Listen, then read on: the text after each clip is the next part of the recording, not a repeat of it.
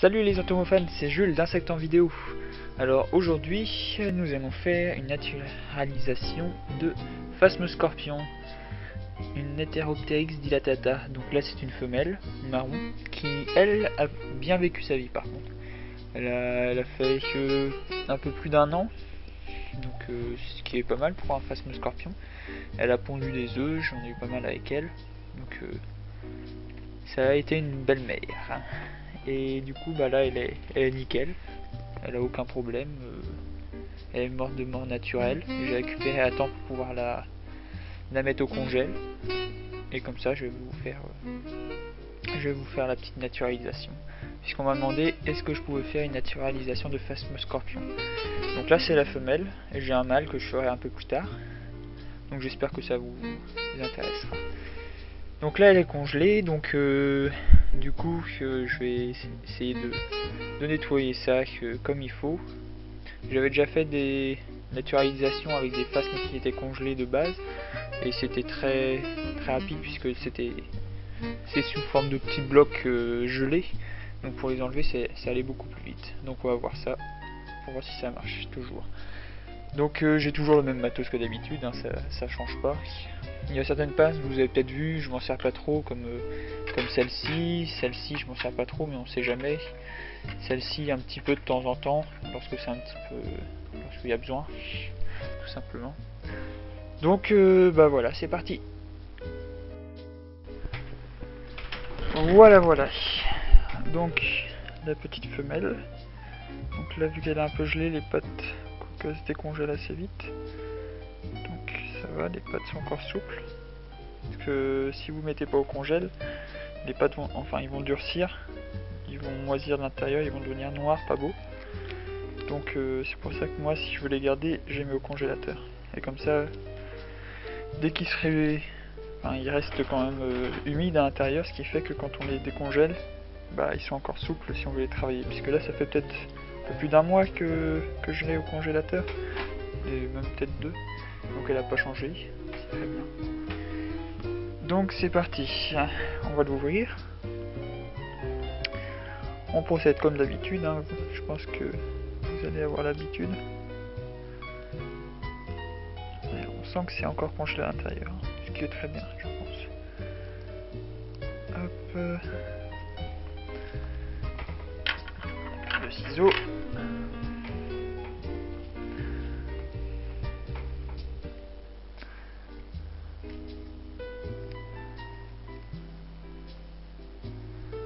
On ouvre jusqu'en haut. Hop. Et pareil de l'autre côté.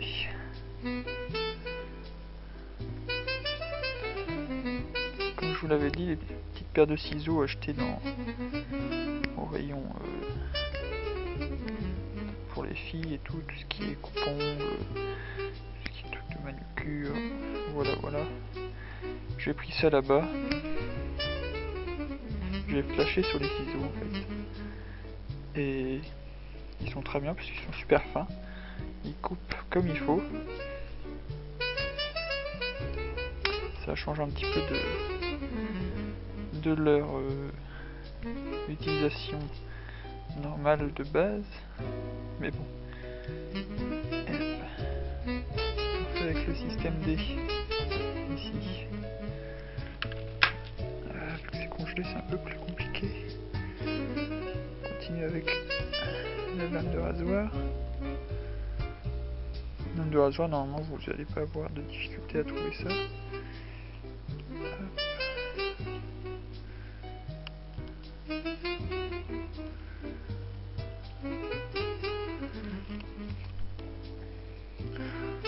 Celle-ci, je pense qu'on trouvera des œufs à l'intérieur. Des œufs qui ont été congelés du coup. Ouais, donc là on sent que c'est encore un peu... ça a du mal à se détacher. Donc ça accroche encore.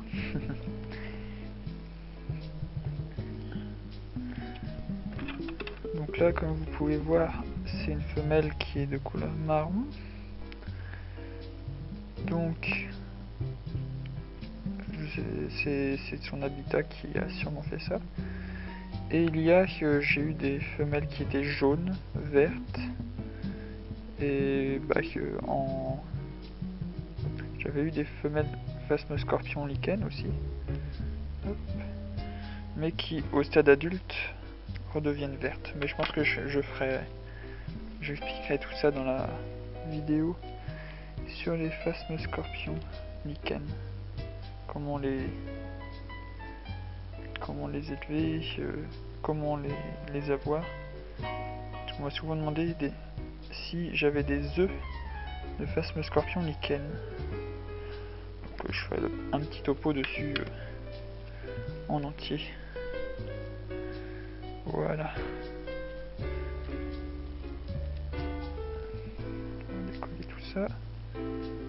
Faire gaffe quand même. Parce que vu que c'est congelé, ça se casse un petit peu plus facilement.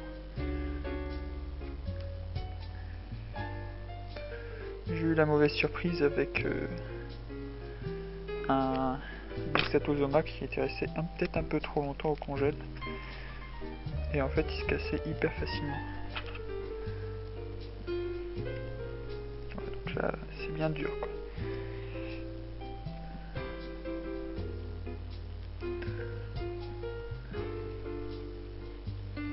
Regardez, c'est carrément un bloc qui vient.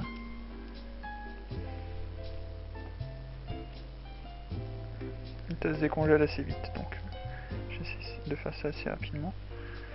Hop.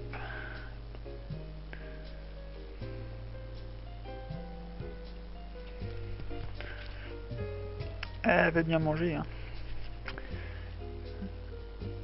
C'est sympathique tout ça, ça veut dire qu'elle était en pleine forme avant de mourir. Elle a bien vécu.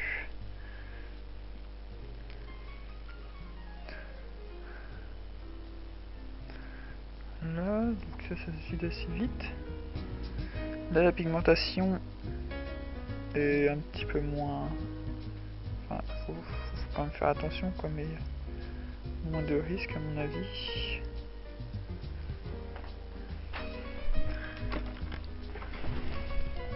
En fait, je crois que c'est ma première naturalisation sur un phasmoscorpion. Je crois que j'avais fait des mâles, mais sur des femelles, j'avais jamais fait. Même si j'en ai eu plusieurs.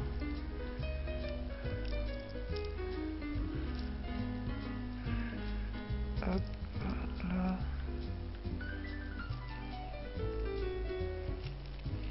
En fait, le problème, c'est parce qu'elles allaient se cacher quand elles allaient mourir. Enfin, je les voyais pas, elles se mettaient sous des feuilles ou dans des endroits du terrarium où je pouvais pas les trouver. Et du coup, là, le temps de... Quand je nettoyais ensuite, elles étaient déjà bien attaquées par le temps. Donc voilà, là, comme je vous disais tout à l'heure, on peut trouver les œufs. Donc il y a des œufs pas encore formés, des œufs déjà formés, prêts à être pondus. Je vais les mettre de côté, tiens. Là, je vais vous montrer l'intérieur d'une femelle, ce qu'on peut trouver en œuf. Donc ce qui peut être bien aussi, pour certains, c'est de... Enfin, dès qu'ils voient que la femelle est morte et qu'ils n'ont pas assez d'œufs, enfin d'œufs, c'est d'ouvrir la femelle rapidement pour récupérer les œufs qui peuvent être encore viables. Jamais vraiment... Enfin, j'ai testé avec certaines espèces, et vu que j'ai tout mélangé, j'ai pas eu de... J'ai pas eu de conclusion sur le fait que ça marche ou pas. Donc voilà, là on voit les œufs, ceux qui sont jaunes. Je sais pas si vous pouvez bien voir. Ils sont bien rattachés. Ce que je vais faire, je vous avais dit que j'allais utiliser ma petite loupe binoculaire. Donc je vais vous montrer un petit peu comment c'est rattaché. Je vous mettrai la photo en haut à droite, je pense. Hop. Souriez, vous êtes filmé.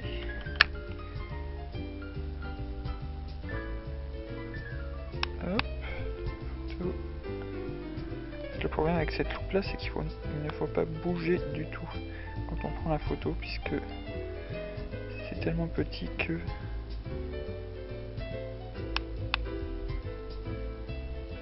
il suffit de bouger légèrement pour que l'on ne voit pas, enfin que ça devienne tout flou en fait.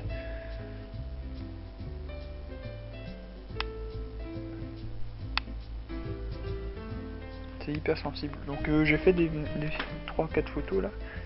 Donc je vous montrerai ça.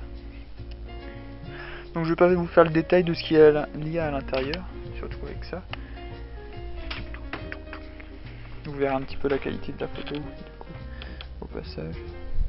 Donc il y a des œufs, hein, vous voyez, il y en a quand même pas mal à l'intérieur. C'est pour ça qu'elles sont aussi grosses par rapport au mâle. C'est que elles prennent pas mal de volume. À cause de tout ça. Donc les œufs qui sont jaunes ne sont pas encore comment dire, ne sont pas encore recouverts de la substance qui normalement fait la petite carapace autour de l'œuf. Bon, à part quelques petits œufs jaunes là, il en reste un petit peu. Il en reste plus beaucoup. Donc voilà, je vais mettre ça de côté. Donc il y a quand même encore quelques œufs, hein. Donc si vous voyez votre femelle pondre, c'est qu'il y a encore des œufs qui viennent derrière. Hop. Donc les phasmes scorpions en élevage, c'est vachement chouette. Il y a des personnes qui aiment pas, surtout la femelle, puisqu'elle est grosse. Ensuite elle est marron, donc c'est sûr qu'elle a pas beaucoup plu. Mais je sais que mes femelles, par exemple phasme scorpion lichen, ont beaucoup plu. Pourtant c'est la même chose, mais c'était juste la couleur en fait qui faisait que les personnes n'appréciaient pas. Par exemple les marrons, quand elles sont marrons, bah à part pour les personnes qui s'intéressent aux insectes, ça va qu'on arrive à distinguer le fait qu'elles soient belles, on apprécie. Mais pour les personnes qui n'aiment pas, le marron est souvent associé à quelque chose d'un petit peu dégoûtant. Les cafards sont marrons, etc.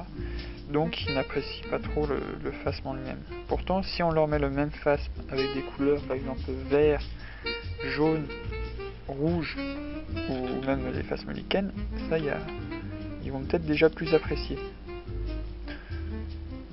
Donc les gens sont bizarres, c'est ce que j'en conclus. Hop. Voilà, c'est allé assez vite. Pris un peu de temps pour les œufs, mais vous voyez que c'est ce que je vous disais, c'est que quand ils sont congelés, ça peut être plus intéressant pour enlever des gros blocs en fait d'un coup. Et puis ça abîme pas trop le phasme. Là malheureusement il a perdu un peu de pigmentation, pourtant j'ai pas gratté le fond. C'est peut-être le fait que ça soit congelé aussi. C'est un test sur les phasmes scorpions, donc c'était peut-être ça. J'éviterai pour la prochaine fois. Quoique, je les laisserai décongeler un peu. Compliqué. Hop. Fais gaffe sur le bout.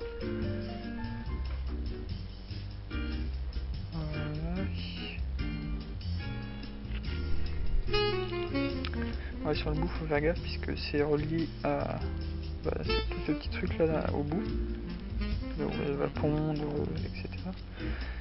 Et si on tire trop fort, sans le tenir, ça risque de partir et de s'abîmer.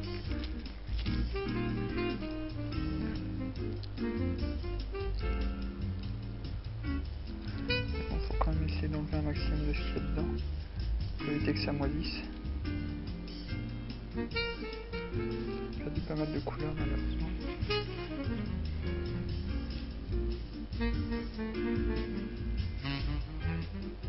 À mon avis c'était le fait que ça soit congelé qui fait ça. Hop là.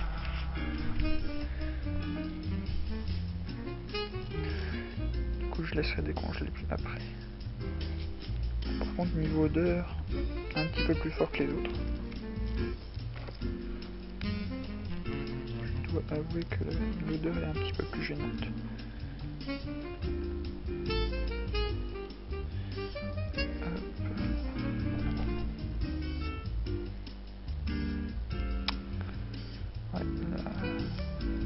saturation part avec le fond. Je suis obligé d'enlever. Si je veux pas que l'insecte devienne des marrons après. Enfin, marron noir.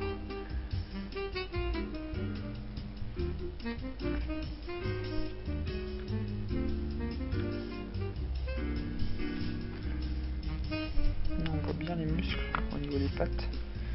Et on voit pourquoi elles sont assez costauds en fait.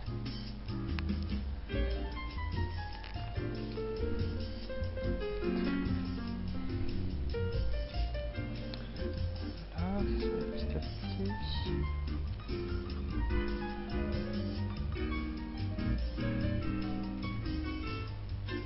On essaie de faire ça quand même assez rapidement pour les vidéos. Pour ça, je prends pas trop mon temps pour faire des trucs bien propres. Sinon, je mettrai beaucoup plus de minutie dans ce que je fais.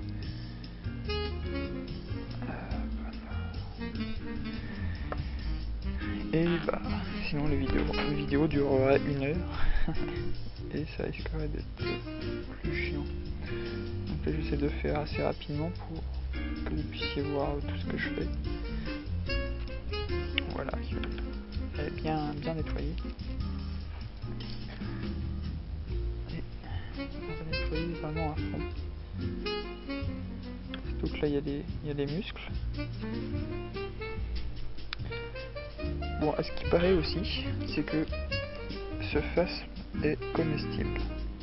Donc j'ai jamais essayé. Je sais pas si j'essayerai puisque vous avez bien vu que ce qu'il y avait à l'intérieur.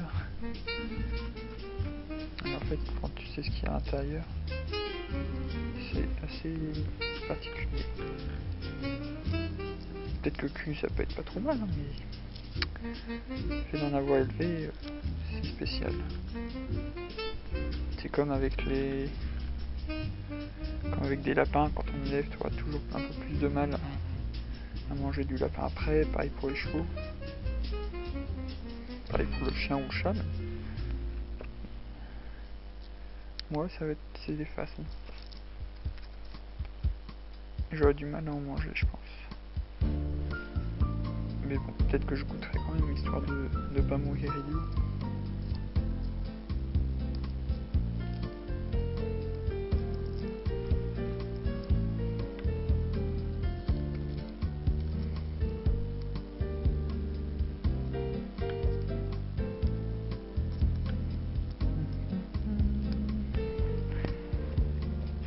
On voyait bien que c'était congelé, hein. Sur le papier, c'est le sopalin, il est bien comme ici, quoi, que c'est bien trempé.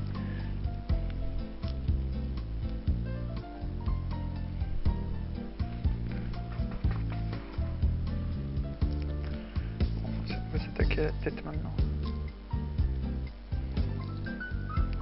C'est le plus compliqué.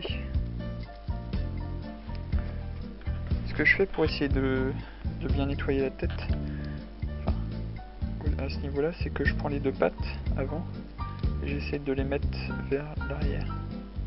Tiens un peu dessus pour essayer d'ouvrir en fait à ce niveau-là. Ça marche pas à tous les coups. Je l'ai pas fait sur ceux-là, mais généralement sur les... Voilà, ça marche. C'était sur les phasmes cuir que ça marchait assez bien. J'ai fait beaucoup de Songaia aussi, Songaia Inexpectata. Donc je mettrai le nom s'il faut sur la vidéo et vous irez voir un petit peu ce que ça donne. Des phasmes qui sont assez sympas, avec une bande blanche généralement sur le dessus du...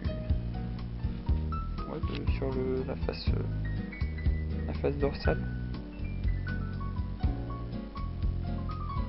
Et qui peuvent prendre des couleurs différentes pour une même génération. Donc moi j'en ai qui sont noirs avec une bande blanche, des qui sont marrons, et même qui sont totalement marrons sans bande blanche. J'ai un petit peu de tout. Voilà. Vous êtes bien ici. Ça attaque. et à la tête.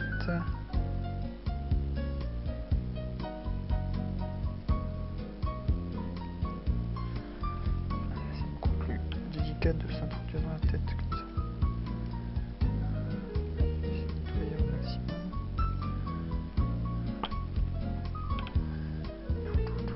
C'est pas évident.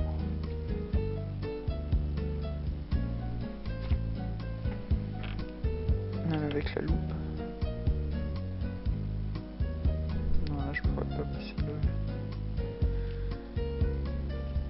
Je crois que je vais laisser bien sécher. Que je mettrai ça. On mettra le coton après.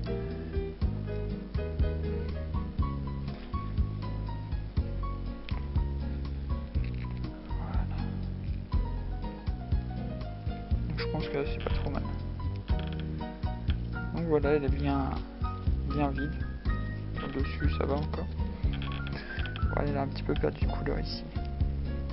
Mais bon, ça devrait aller. Donc je vais la mettre à sécher un petit peu, puisque celle-ci, comme le dernier, l'Heteropteryx dilatata, elle est bien humide à l'intérieur. Donc je vais la faire sécher légèrement. Et je vous reprends d'ici peu. A tout de suite. Et me revoilà. Donc bah voilà, il a séché un petit peu.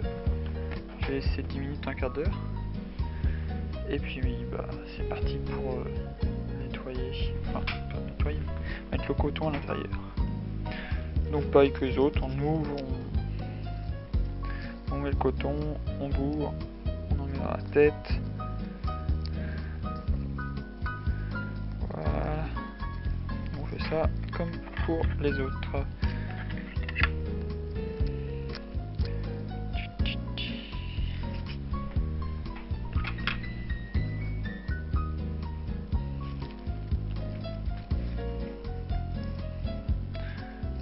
Donc pour la personne qui avait demandé à ce que je fasse un petit tuto, une petite vidéo sur la naturalisation d'un phasme scorpion, j'espère que ça te plaira, plus ou moins.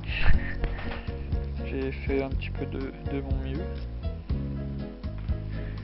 Donc tu vois, c'est pas compliqué à naturaliser un phasme. Il suffit juste de vider, enfin ouvrir sur la longueur. Tu vides et puis tu mets ton coton après l'avoir fait un petit peu sécher. Hop, un petit peu mal là.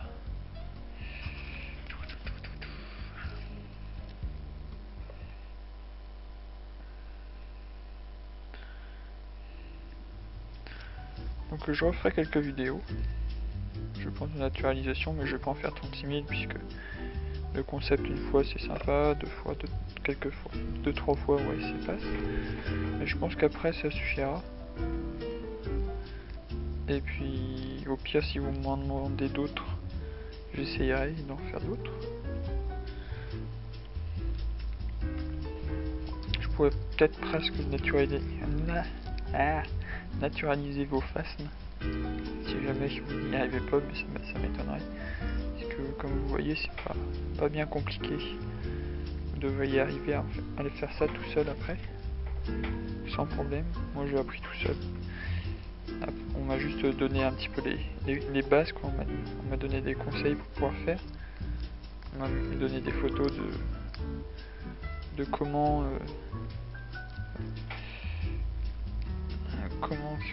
faire, enfin pas à pas la naturalisation. Hop,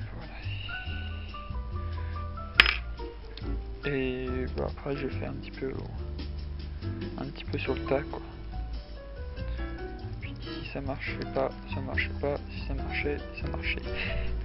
Donc les premières fois je me suis un peu rétamé sur mes premières. J'avais commencé avec un PU Phasma Schultei. Donc assez particulier à naturaliser cela, puisque la peau est beaucoup plus fine. On dirait pas comme ça, mais ils sont beaucoup plus compliqués à naturaliser, puisqu'ils sont assez petits, assez trapus, mais vu que ils sont, je sais pas, les premiers j'avais pas réussi en fait. J'en ai fait un ou deux et puis pas du tout possible. Ouais, c'est l'abdomen, il est beaucoup moins résistant, il est beaucoup plus souple et du coup ça se casse assez facilement. Du coup le premier que j'ai réussi un peu avec Phasma Shootei, c'était un que j'avais congelé, puis en fait j'ai réussi à tout sortir d'un coup, donc c'était nickel. Et là j'en ai pas refait depuis.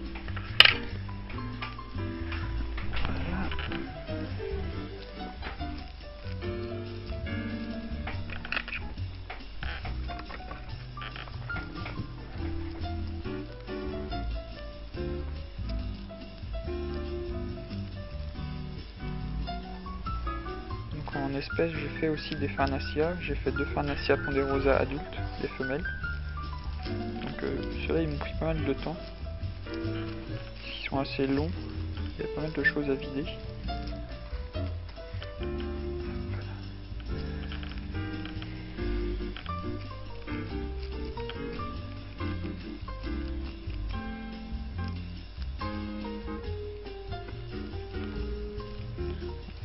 J'ai fait des phasmofeuilles, Sungaya, des Aretaon Asperimus, et qu'est-ce que j'ai fait d'autre?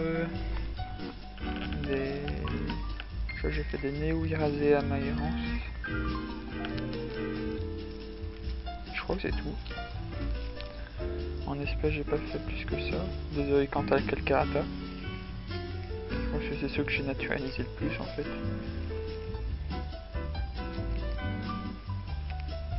Et il doit m'en rester quelques-uns, peut-être un ou deux au congèle.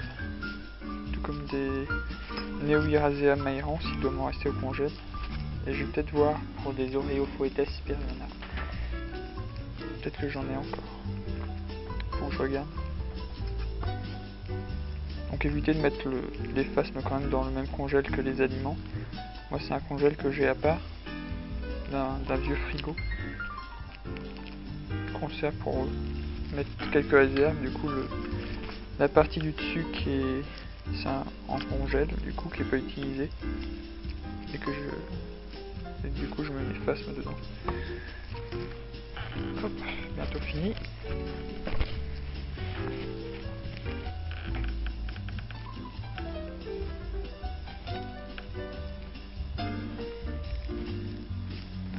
Ah oui, du coup pas avec les phasmes scorpions mâles. Ce que je vais pouvoir vous montrer, c'était pour déployer les ailes, s'il vous plaît. Parce que je sais que j'ai fait ça sur un des miens. Du coup, je pourrais essayer de vous montrer ça. Bon, j'ai pas des épingles exprès pour l'entomologie. C'est des trucs que j'avais récupérés il y a longtemps. Mais ça marche pareil si on va pouvoir les étaler.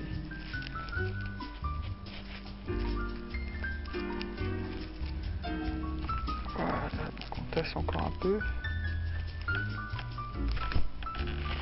Sur le dessus, qu'est-ce que ça donne?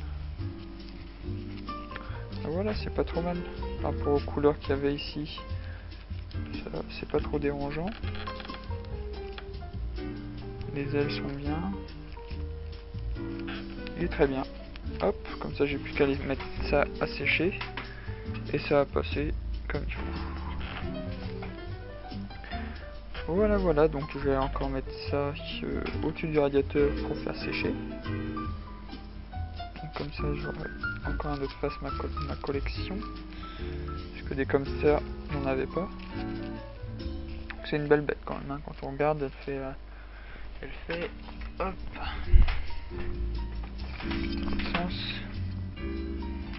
fait 12 cm, donc, ce qui est pas trop mal pour un phasme scorpion.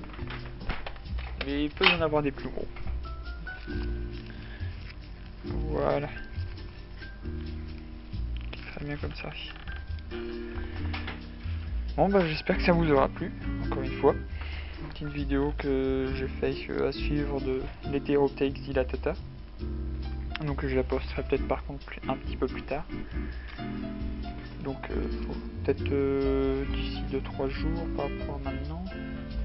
le temps de faire le montage de l'Heteropteryx dilatata, puis de celle-ci, et puis de les poster, puisque j'en ai pour presque 1h30, 2h à les poster, à les faire charger, après avoir poussé dessus. Donc voilà. Donc une prochaine fois, je vais faire des petites vidéos, je pense, avec ce petit appareil là, des petites photos, un petit tuto avec, pour vous montrer un petit peu comment il fonctionne. Et j'espère que ça vous intéressera tout autant que les petites vidéos sur la naturalisation vous aura intéressé. Voilà, à une prochaine fois. Salut!